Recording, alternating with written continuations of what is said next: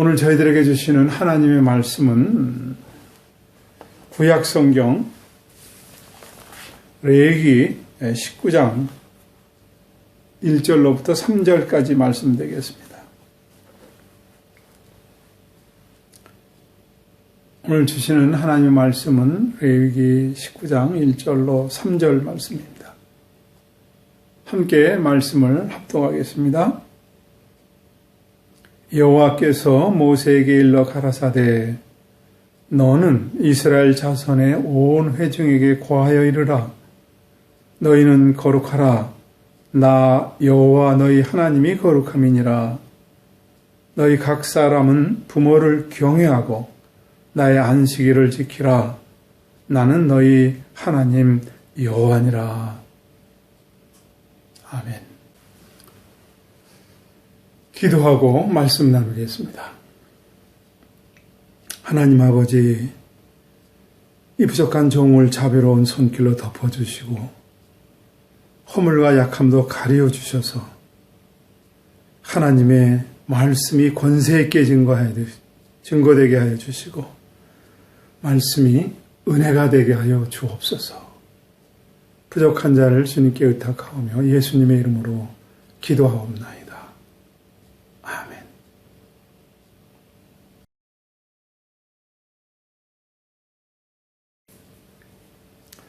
어버이날의 기원은 1907년도 미국에 있는 한 여인이 부모님 돌아가신 기일을 생각하면서 2주년 추모하면서 카네이션을 놓고 시작한 것이 효시가 됐습니다. 그것이 점점 퍼져나가서 7년 후에 1914년 미국이 어머니날로 제정을 했습니다. 우리나라는 1973년도에 어머니날이 아니라 어버이날로 제정을 했습니다. 우리는 역사적으로 잘 아는 것처럼 유교적인 문화 속에서 효 사상이 아주 강한 그런 민족입니다. 고려 시대에는 국교가 불교였습니다. 그런데 이성계가 이시 조선을 세우면서 고려와 차별화하기 위해서 불교에서 유교를 들여와 바꿈으로 인해서 그 충효 사상이 아주 강하게 국민 정서에 500년 동안 뿌리 내렸습니다.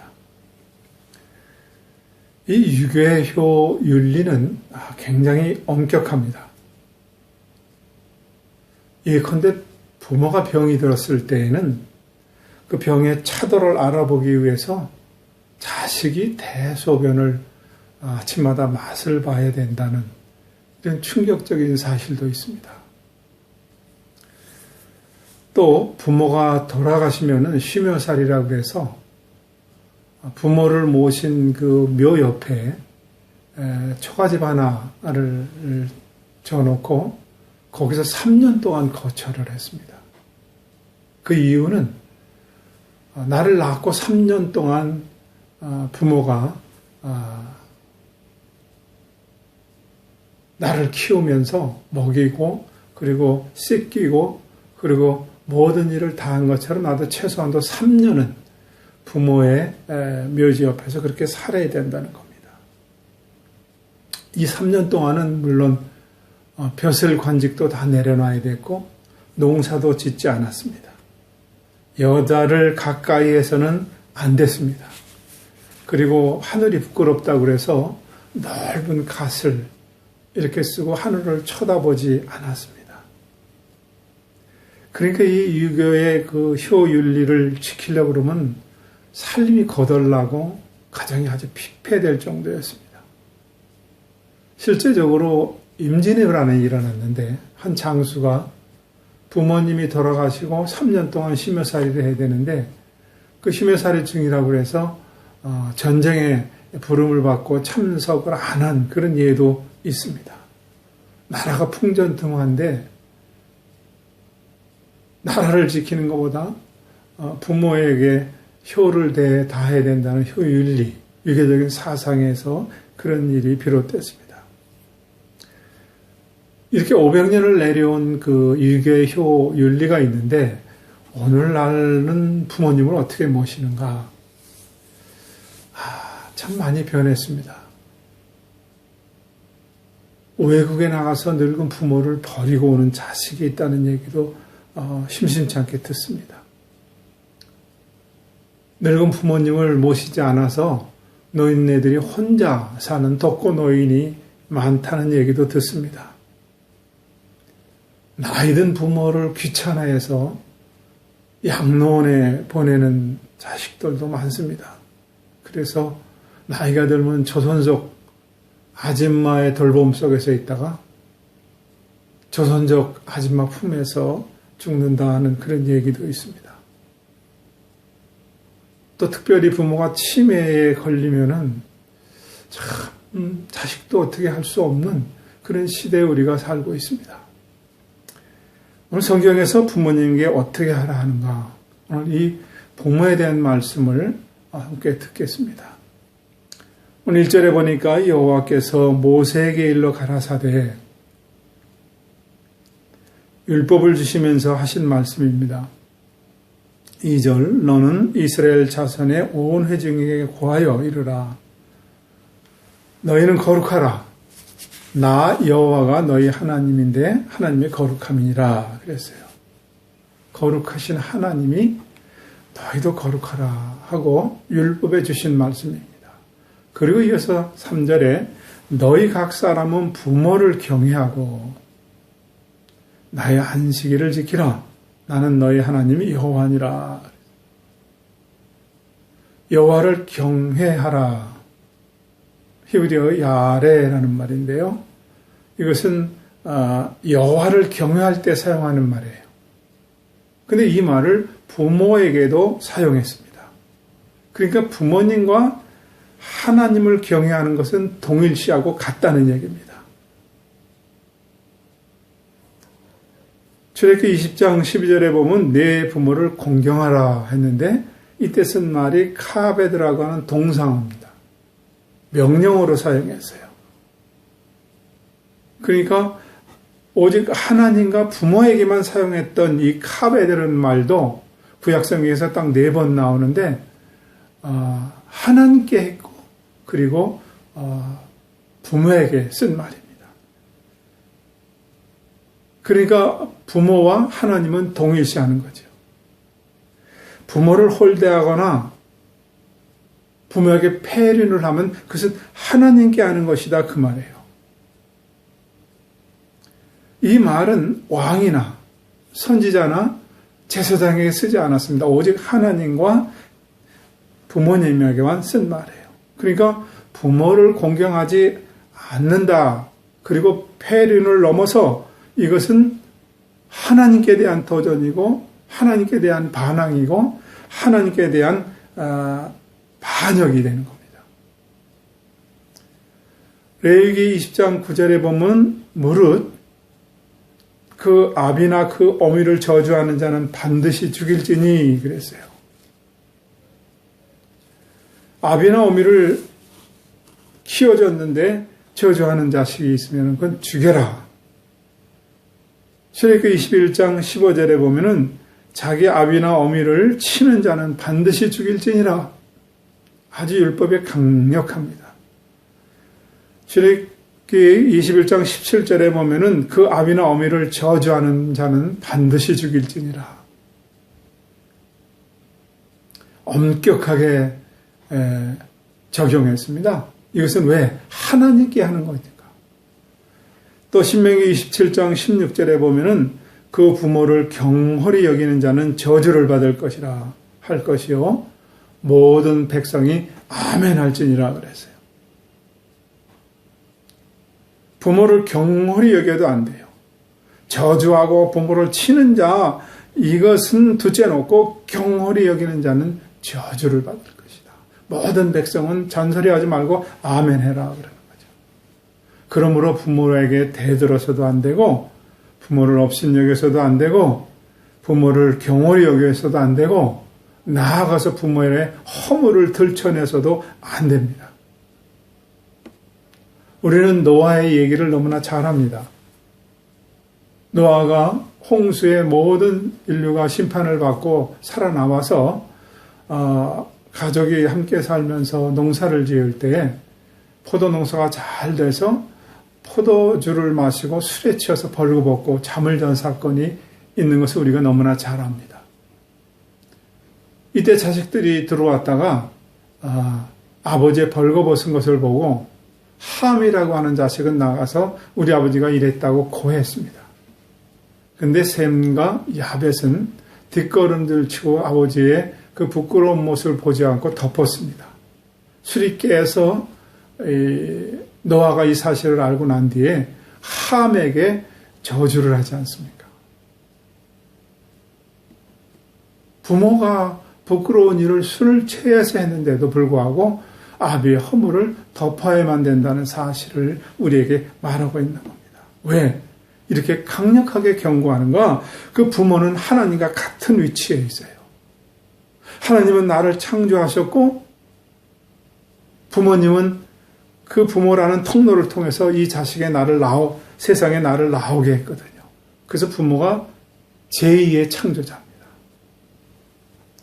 만약에 여러분들이 교회에 충성을 하시고 목사에게 잘 협력을 하고 이웃에게 좋은 사람 소리를 들었다 할지라도 부모에게 못한다면 그 신앙을 다시 점검해 보세요. 가짜입니다.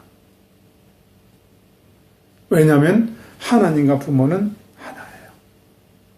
그렇게 성경이 율법을 주면서 모세에게 하나님이 말씀하신 거예요. 마가복음 7장에 보면은 고르반에 대한 얘기가 나옵니다. 이게 무슨 얘기냐면은 자식이 어떤 것을 가지고 이것은 내가 하나님께 드려야 되겠다. 그리고 구별해 놨습니다. 그리고 부모님은 안 하는 거예요.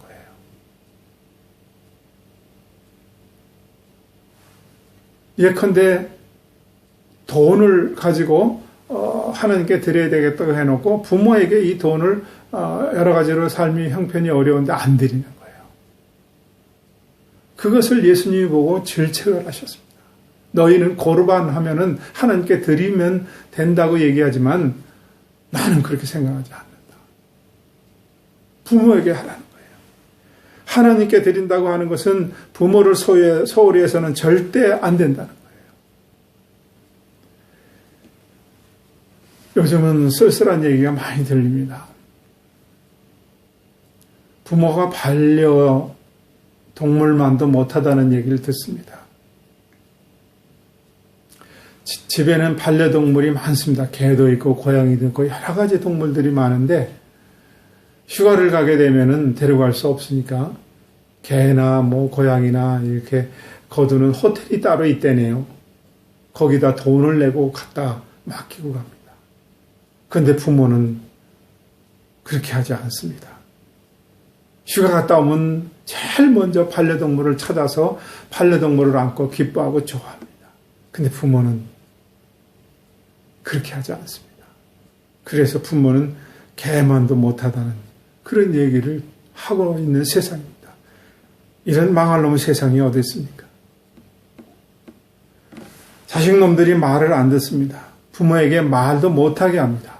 내가 다 알아서 한다는 거예요. 잠언 23장 22절에는 너 낳은 아비에게 청종하고 내 늙은 어미를 경히 여기지 말지니라 그랬어요. 나이가 들고 보니까 이런 때는 부모님이 나에게 한마디 해주셨으면 하는 그런 생각이 드는 때도 있습니다. 나이가 들면은요, 지혜가 생깁니다. 나이가 들면 직관력이 있고, 나이가 들면 어떤 보는 안목이 있습니다. 그래서 지금쯤 어머님이 한마디 해주시면 하는 그런 생각이 들 때가 있습니다. 디모데 3장, 후서 3장 2절에 보면은 말세의 특징 중에 뭐가 있는지 아세요? 말세에는 자기를 사랑하며 도를 사랑하며 교만하며 그리고 부모를 거역하며 감사치 아니한다 그랬어요. 말세의 특징 중에 하나가 부모를 거역하는 거예요. 여러분, 아버지는 나에게 생명을 주었어요. 그리고 어머니는 피를 발라서 나를 낳았어요. 근데 어떻게 이 세상에 나온 내가 부모를 무시하고 홀대할 수 있습니까? 말도 안 됩니다. 여러분, 가물치라고 하는 민물 고기를 아시는지 모르겠어요. 저는 어렸을 때 이 가물치를 가끔 잡기도 했습니다. 잉어와 함께 민물 고기 중에서는 가장 큽니다. 가물치가 큰 거는 한 1m 정도 이렇게 크게 자라는 것도 있어요. 보통 50에서 한 70cm 되고 큰 거는 1m씩도 자랍니다. 그런데 이 가물치가 많은 알을 낳아서 이제 부화하는 과정 속에서 그 알을 개구리나 뭐 다른 것들이 천적들이 먹지 못하도록 그 주위에서 떠나지 않고 지키는 거예요. 그래서 먹지를 못하고 가물치는 눈이 시력이 약해지기 시작해서 아무것도 안 보이는 거예요. 그럴 즈음에 알에서 부화한 가물치 새끼들이 스스로 가물치 엄마의 입에 들어가서 먹이가 되어준다는 거예요. 그래서 낳은 알 중에서 80%, 많게는 90%까지 어미에게 들어가서 어미를 다시 살려내서 회복시켜서 눈을 보이게 하는 일을 한다는 거예요.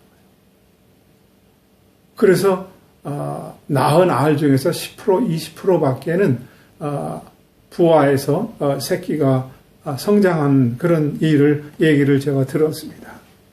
여러분, 가물치도 부모의 눈이 흐려지니까 스스로 들어가서 먹이가 되어준다. 인간은 그렇지 않습니다. 여러분, 혹시 부모에게 잘못하고 불효하는 사람이 있습니까? 얼마 안 있으면 내가 그 부모의 나이가 되고 그 늙은 자리에 내가 있습니다. 참 세월이 빠릅니다.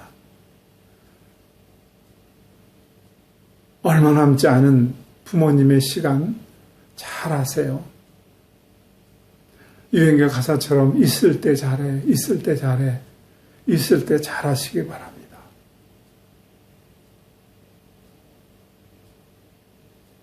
잘하려고 하는데 경제 위기가 있고 그리고 노후 준비도 안 되고 여러 가지 힘든 게 많습니다. 성경은 말씀합니다. 에베소 6장 1절에서 3절 자녀들아 너희 부모를 주 안에서 순종하라 이것이 옳으니라. 네 아버지 어머니를 공경하라 이것이 약속 있는 첫 계명이니 이는 내가 잘되고 땅에서 장수하리라 그랬어요. 잘되고 싶습니까? 부모님에게 잘하라는 거예요. 따로 보약을 먹고 건강하길 바랍니까? 여러분 부모에게 잘하면 하나님이 주신다는 거예요. 땅에서 잘되고 네가 장수하리라. 병들어서 장수하는 게 아니라 건강하게 장수하게 된다는 거예요. 가끔 아들이 어떤 문제가 있을 때에 기도를 부탁합니다. 기도를 부탁할 때에 금식, 통성, 철야, 방언으로 기도해달라고 그러는데 여러분 그런 기도 안 해도 돼요. 부모에게 잘하면은 잘되고 여러분 장수의 복을 준다는 거예요. 내가 막 믿습니다. 그거 안 해도 된다니까요. 이게 약속 있는 첫 계명이라는 거예요. 여러분 확실하게 보험 드세요. 확실하게 노후 준비하세요. 하나님이 채우시고 하나님이 책임져 주실 줄로 믿습니다. 왜? 부모에게 하는 것이 곧 하나님께 하는 것이기 때문에 그렇습니다. 부모에게 잘하는 것은 하나님께 잘하는 거예요. 부모에게 잘못하는 것은 부모님 돌아가시고 나면 피눈물 흘립니다. 부모에게 잘하시고 복 받으세요. 미국의 펜실베니아에 아버님이 목사님인데 일찍 돌아가셨어요. 목사님들 중에서는 일찍 돌아가는 사람 많습니다. 그래서 엄마가 어렵게 세탁 일을 하고 청소부 일을 하면서 자식을 키우면서 뒷바라지 했습니다. 너무 삶이 어려운 거예요. 근데 아들이 다행히 공부에 열심히 해서 초등학교에 1등으로 졸업을 하고 중고등을 거치면서 명문대 프린스턴 대학에 수석으로 졸업을 했습니다. 그 미국에는 수석으로 졸업하면은 졸업 연설을 할 기회를 주지 않습니까? 그래서 이 사람도 졸업 연설을 하게 되면서 자기를 키워주신 엄마를 초청을 했어요. 그랬더니 엄마가 나는 안 간다. 옷도 변변이 없고 혹 내가 거기 갔을 때 이 초라한 모습으로 아들의 여자 친구나 애인이라도 있으면은 아니면 그 많은 교수님들한테 누가 되지 않을까 하고 사양을 했습니다. 근데 아들은 간곡히 부탁을 하는 거예요. 어머니 그래도 오세요. 그래서 어머님이 변변이 없는 옷 하나를 잘 골라서 입고 그 졸업식장에 맨 끄트머리 가서 앉았습니다.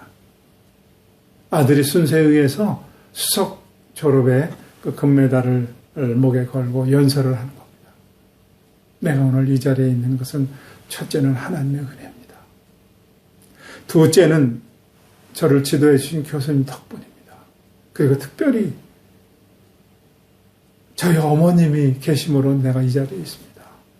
그리고 연설을 마치면서 내려가서 제일 끝에 있는 어머님에게 그 금메달을 걸어드리고 꼭 안아드렸습니다. 여러분, 이 사람이 졸업 후에 변호사가 되었고 후에는 프린스턴 대의 총장이 되었고 8년 후에는 주지사가 되었고 그리고 28대 미국 대통령이 된 토마스 윌슨입니다.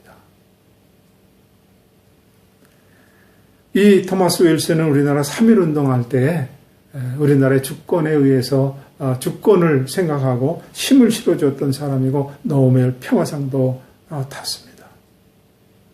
내 부모를 공경하라. 내가 땅에서 잘 되고 장수하는 복을 받은 그런 예입니다. 이런 사람 참 많지요. 오늘 본문 3절에는 내 부모를 공회하고 경외하고 나의 안식일을 지키라고 그랬어요. 예배 드리는 거 이거 하려면은 부모를 경외하는 자만 예배를 드린다는 거예요.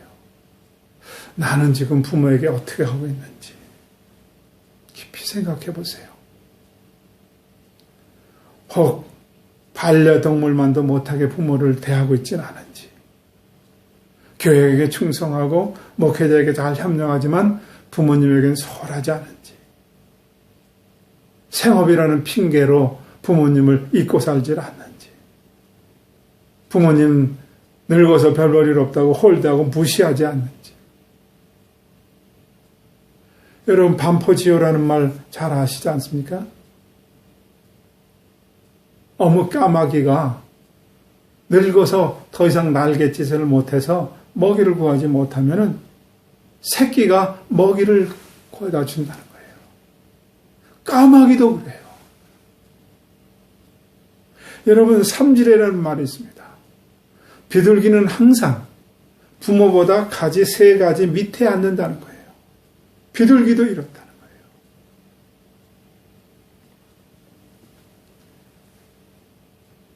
부모님 생전에 계시면 자주 전화드리세요. 부모님이 혹 옆에 계시면 업어드리고, 부모님이 혹 옆에 계시면 치료에도 얘기 잘 들어주시고, 내가 맛있는 음식 먹을 때마다 부모님을 생각하고 맛있는 음식을 드리세요. 그렇게 하는 것이 곧 하나님께 하는 것이라는 거예요. 이 말씀